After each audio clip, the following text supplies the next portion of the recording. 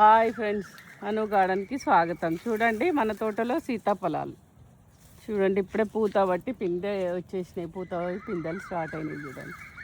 ఇవి June July కల్లా full అవుతాయి. ఇవి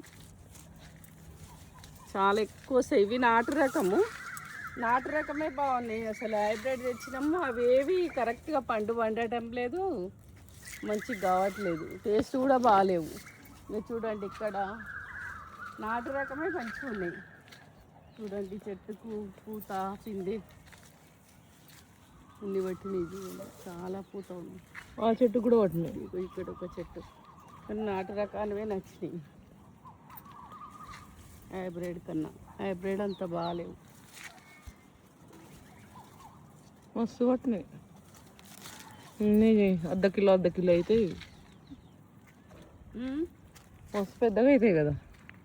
అర్ధ కిలో అయితే ఒక్కొక్కటి ఇంతలా అవుతాయి సైజు.